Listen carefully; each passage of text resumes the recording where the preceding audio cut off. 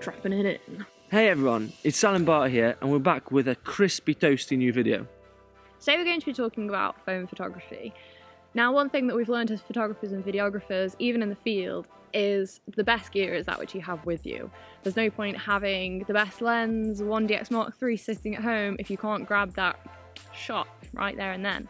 So, if you want to get started with photography, you don't have the gear, just grab your phone and get out. Yeah, these are going to be 6 tips, 6 actionable and quick tips that you can change today to improve your phone photography game. Ready? Let's go.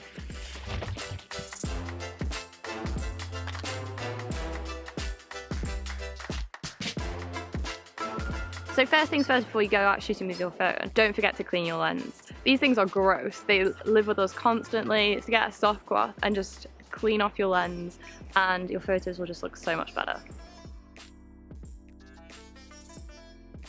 So the next tip is to turn on the grid lines on your phone's camera. On the iPhone, these are already on, so with other phones you might need to go into the settings. But having these on will just make you think a bit more about your composition rather than just having a blank screen and just going for it. You can position the subject on the grid lines or at the intersection to have a more balanced image. This was a fully functional tree before Sal sat on it. It's now completely destroyed. So the next phone photography tip that we have for you is about perspective. Whenever you see a non-photographer taking photos with their phone, you always see them standing at normal height, holding just the camera out in front of them, and this is so boring. It's so basic, and most of the time this will not deliver a wow shot. Here we have a basic photographer in a natural habitat. So our advice for you is to think about different angles and get creative with ways that you can position your body and the phone to get a more creative and inspired shot. The wedding photographer, the gymnast, the heron, the felt cute, might delete later, the Instagram husband appears.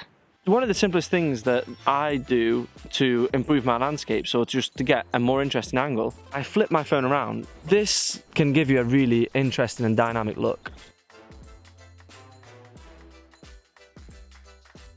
Tip number 4, setting exposure. If you click anywhere in the image, it will expose for that area. You can also click and drag down or up to adjust the brightness. Hey. You shall not pass! This one's about shooting in RAW. RAW is an image format which retains more data and more information within it. Basically think of it as JPEG but on steroids. This morning we went out to shoot a sunrise. We shot it in RAW. The reason to do that, it actually leads on to the next tip, which is about editing. You can really make the magic happen in post.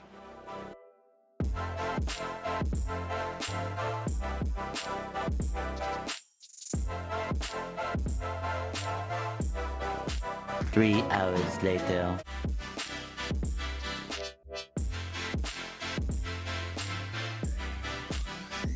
You can also shoot RAW, anybody can shoot RAW. It's very, very simple to do. All you need is an app which allows you to do it.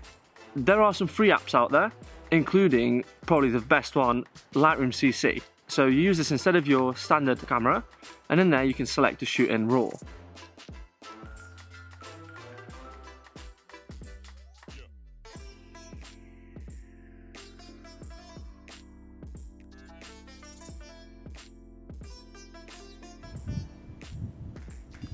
That's it.